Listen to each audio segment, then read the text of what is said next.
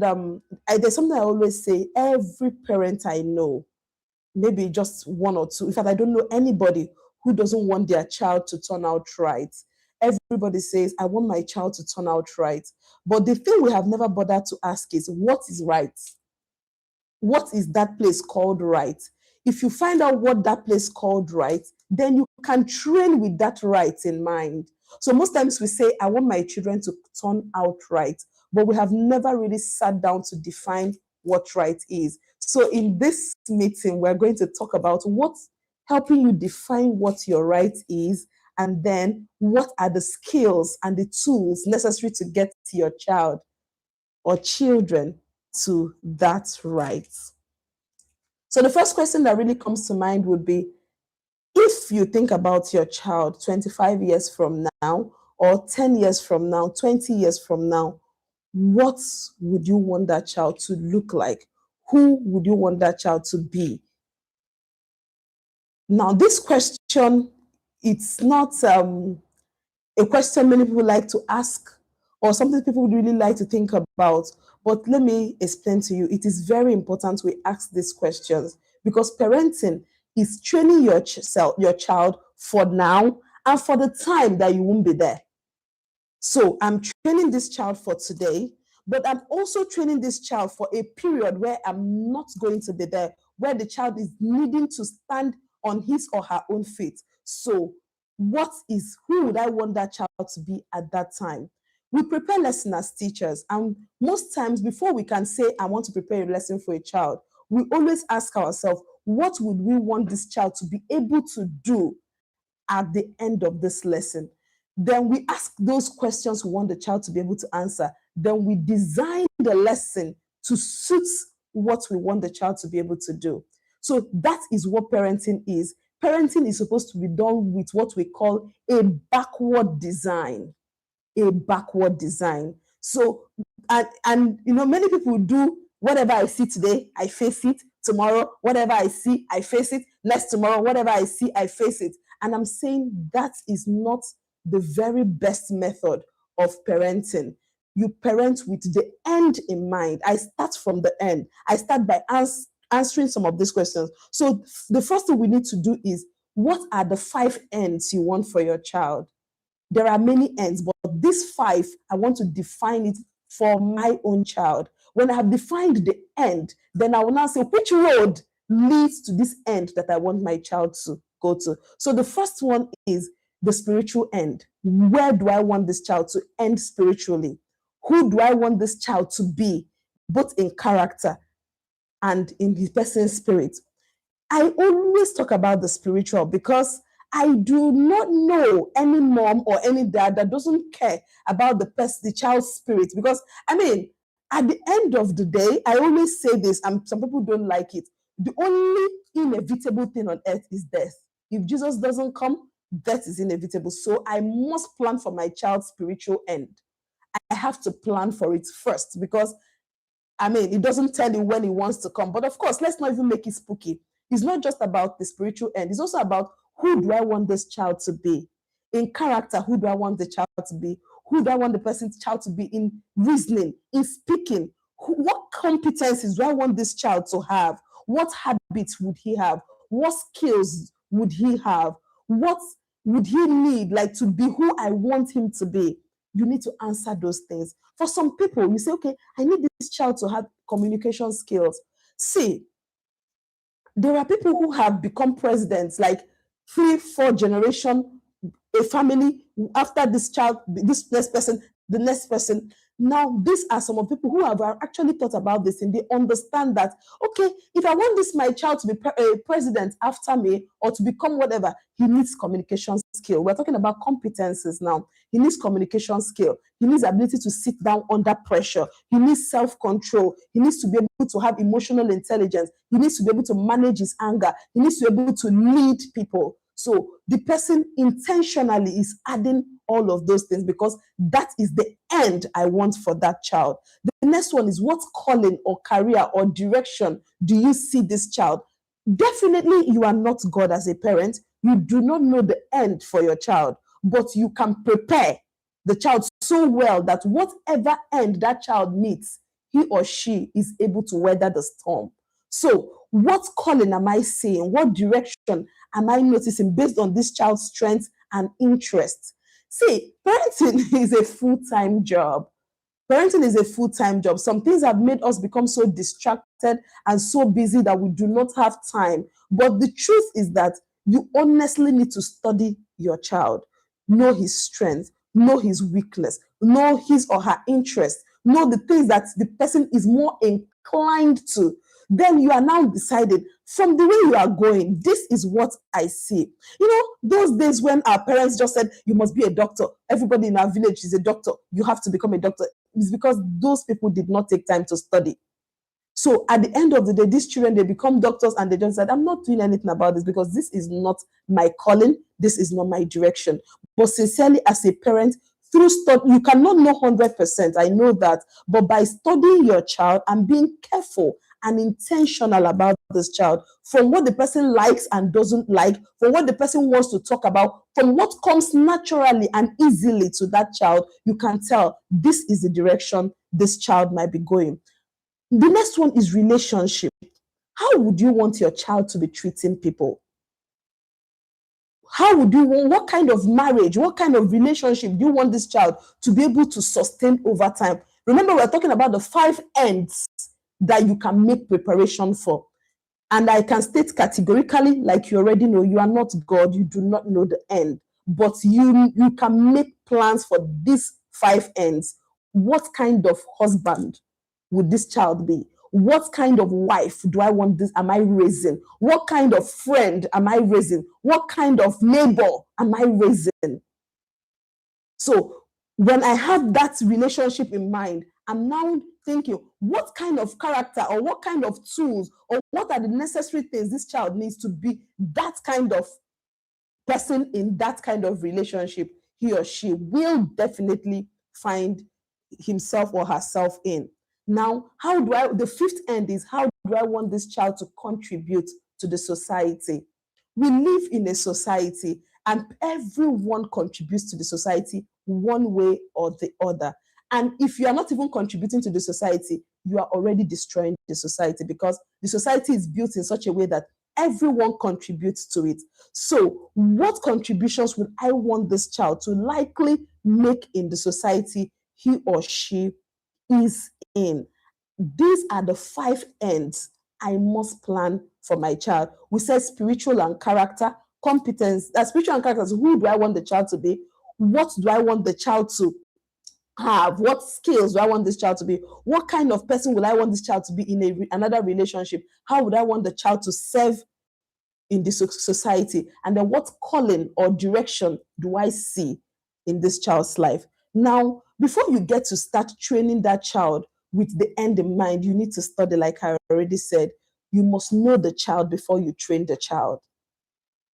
And you can't know the child like fully. So every day you are learning the child. Every day you are getting to know your child. Every day you are understanding things about this child that you did not ordinarily know before. But because you are an intentional parent and because you are careful to study this child, you are, see, you know, people plan and they say, I want to win Olympics in the next 7 years or in the next 4 years. And they start planning. They start labeling what you will eat, what you will wear, how many times you will train, all of those things. They are very careful and meticulous to write down all of these things. And why do we think we can't do so as parents? Why do we wing everything? Why do we think things should just come naturally and go, you know? Anyway, so what profile does my child have? What temperament does this child have? Is it someone that is easily angered? Is it someone that is calm and mild? Is it someone that is extroverted, always happy and just jolly good fellow? I need to know your temperament. What is your learning style? Do you learn by watching video? Do you learn by listening? Do you learn by, talk and chalk method? Or do you learn by reading? What is my child's learning method? Because if I don't know your learning method, then how do I guide you to learn, to become who you need to be? Okay, then what's motivation? What moves you?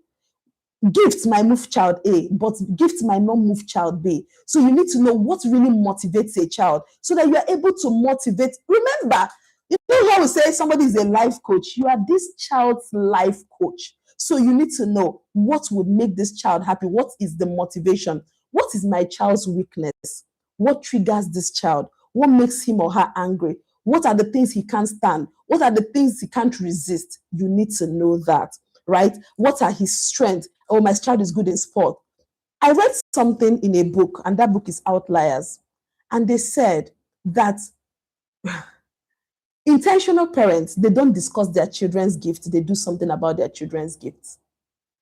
But unintentional parents, their children's gift is a gist for in the salon. Oh, you know, my child can draw. Oh, my child can draw. My child can gist. My child is very good in drama. Is gist for the salon. But an intentional parent, the child's gifting and talent is not a conversation. It is something that is a gold field and a gold mine, which they start digging immediately and start digging and start prepping, pruning, working on until they get to the end or to the best it can be. Now, how do we do the backward design? Because you have already determined the end, it's simply just the same way we do in the classroom. You have determined what you want this child to be able to do. You have determined who this child is by study and by relationship. And you can see that this is not even something someone can do from far away. You need to be close to this child to study all of these things. Now that you have determined all of these things, you now design your lesson. You now design the training. Remember that the topic of this training is training with the end in mind. I'm training this child with what I want the child to be able to do in mind.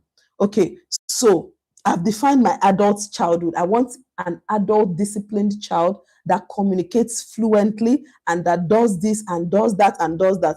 Because I have done that, what are the things this child needs? One, discipline. Without discipline, he can't become that disciplined adult you are talking about. That means in his training, in the things he does, I'm going to put on his way things that will require him or her to exert discipline. I want my child to be fluent. I want my child to communicate in such a way that people stop to listen. That means the child's communication skill and fluency has become something that is important to you, and you must work on it. So assuming for whatever reason you say, I want this child to become a leader, maybe a politician, or maybe a president, for instance, and say, okay, I want this child to talk in such a manner that commands respect. Then it becomes something that is important to you. It becomes something that needs to be worked on every day in different little pockets. The child wants to make a request and the child says something like, Mommy, I want. No, you say, no, you can't say it like that. Can we practice the way we make requests? Can we practice the way we talk? Can we practice the way we correct? Can we practice all of these things are the things that we want the child to do. So we put buckets of it, pockets of it. If I say, I want this child, from the way this child is going, I notice this child needs to be a medical doctor, or maybe I want this child to be someone who reads. I can't depend on school homework because you need to read. You need to make studying your lifestyle. I want you to become an inventor, for instance. I feel that you have the inclination. You're always exploring with things. It's not something I was like, hey, do you know my child is always exploring? Hey, if you see, the other day he just connected wire and then the car started moving. Our fan that has not been good since 5 years. Please, your child's skill is not for conversation. It is something that the Lord showed you so that you can begin to immediately do something about it. And what is that something you can do about it? Begin to develop it. Begin to hone that skill. Begin to sharpen it. Begin to do something about that skill. Study about it. Improve on it. Push the child further in that skill.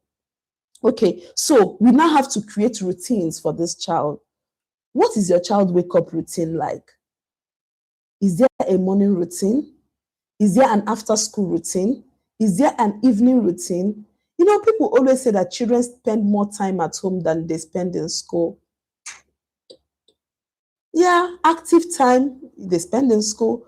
But think about it. If a child closes from school by 3, that means 4, 5, 6, 7, 8, 9. That's 6 whole hours. You know, we never really think about these things. And what if I ever get you thinking today, then my job is done.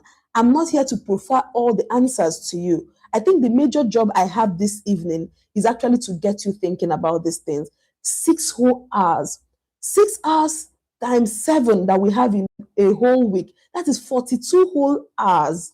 So if I have decided this child's end, at least from my own point of view, remember we said you are not God, but from my own point of view, I've decided this child's end. Now I have 42 hours uninterrupted. Assuming the child does homework for even 2 straight hours after school, that means I have 4 whole hours with this child. 4 times 7. That is what now? 32? So you still have 4 times 7 is 28. 28. So you still have time with this child to still do a lot of things. Please, let's not think parenting is something we can wing.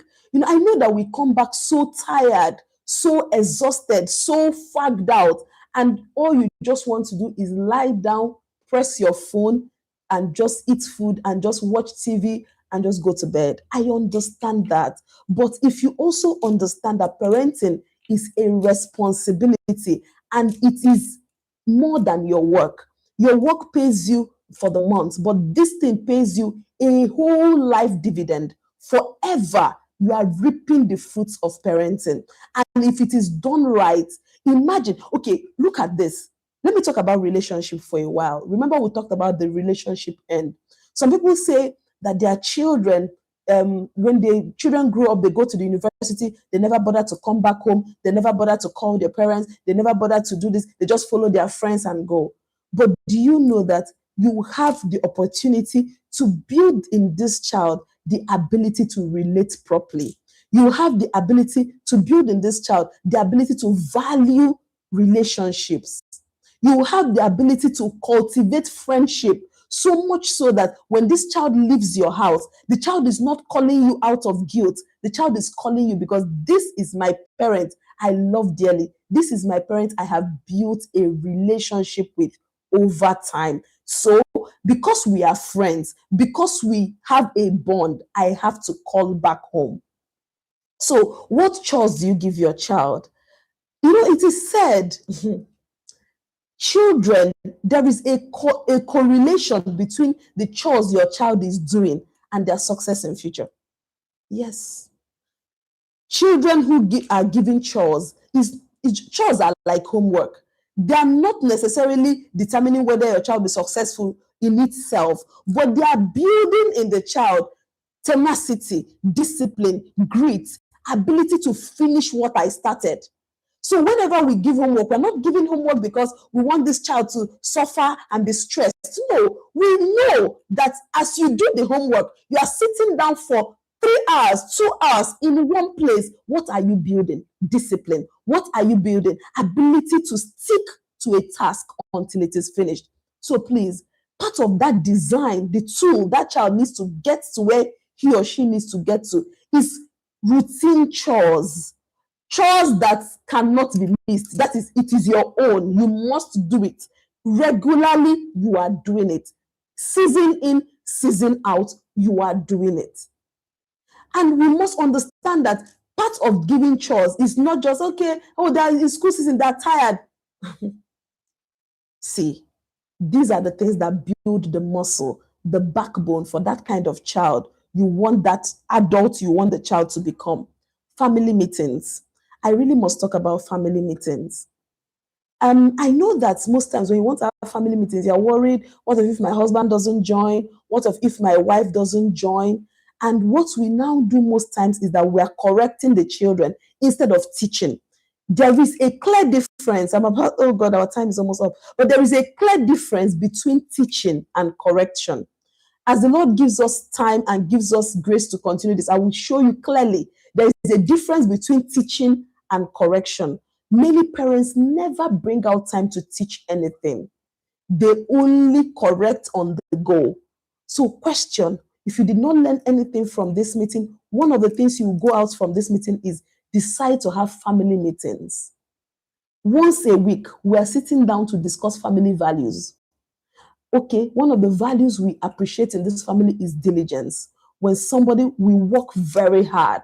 When we start something, we finish it. We do not stop it because that is who we are. You take time to define the child to the child. Most times we do not help the children to see who they are really. So when they leave home, anything they see, they just jump on it. So please do not be that kind of parent that you are always correcting, correcting, correcting, correcting. Imagine a teacher that enters the classroom, does not teach anything, just starts correcting. You wait for the child to make a mistake, you correct. You wait for the child to make a mistake, you correct. It is called reactive parenting. A parent must be proactive. What that means is that I have decided who I want you to be based on what I am seeing you doing and based on the grace and the gifting or whatever I have seen that God wants you to become. I am now teaching you for that future. I am not correcting you into the future. I sit down and I teach. Today we are going to talk about honor. This is how to honor people. When you meet people that are older than you, if you are sitting and they are standing, please stand up. If this is happening and that is happening, please do that. If you meet somebody who does something for you, please do like this. You are teaching, you are not correcting. But this is what we do. You are with your child and an adult is standing, saying, "Come, stand up, stand up, stand up." And the child will stand and the adult will sit. You wait for another opportunity tomorrow. Something will happen. So, why did you do that? Why did you do that? So you are a reactive parent. You are not proactive in thinking, these are all the things my child needs, and this is what I am going to do to ensure that you get to where you need to go. So I don't know if, okay, now I want to give some examples of some parents. Okay, before I give the examples of some parents that have bothered to train up their children in this way, I want to tell you some practical things you can do. One, children do not copy what you say, they copy what you do. Parenting is such that will change your entire life. What that means is that it will change who you are before it can change your child. Two, don't assume they should know. I already said that. You must teach everything. Oh Lord, how do I explain it? Don't assume they should know. That is the first problem. Many of us assume they should know. Are they not seeing it? Are they not wise? Did you not drink your mother's breast milk well? No, my sister. Teach. Plain teach. Practice, practice, practice until it becomes second nature. Then reinforce, celebrate accountability. Have time, you say, okay, we have finished learning this thing. You know, I said you're a life coach. So what that means is that you teach, you train, the child goes out there, does it, come back, accounts to you, you re-strategize and continue again. And before I go, there are some things I want to say. Please do not concentrate on academics and never character. That is one thing we do. School can never be your child's teacher. School only teaches academics and sometimes character. But it is only you that can sit down to profile your child, understand what this child wants, what this child needs for the future the child is going to, and sit down and write it like a lesson plan, the way the teacher would have done it. Say, okay, this child, this week we are learning this. Now, if you are really interested in all of these things we've talked about, please, and you need more information, you want to really become very structured and intentional, believe me, it is not for everyone. But think about it. Think about it. We only have 36 states and 36 governors. I'm not saying that the best people, I'm only saying that the top, it becomes smaller. So it's not everybody that will get there. So we do not have to do what every other person is doing. I want to mention some people I know that their parents took time and worked on their structure until they became. One of the people I want to talk about is Serena Williams and Venus Williams. If you've not watched that movie, I think you really need to watch it. Their father sat down and drew a map of how these girls were going to become successful in tennis. They didn't stumble into success. They didn't stumble into, yes, granted, maybe they may have the skills. So your child has skills too. Your child has a skill or two. But the father saw the skill and took time and started drawing map. He had a blueprint of their trainings. He had a blueprint of their studies. Every T and every I crossed and dotted until they became who they want to be.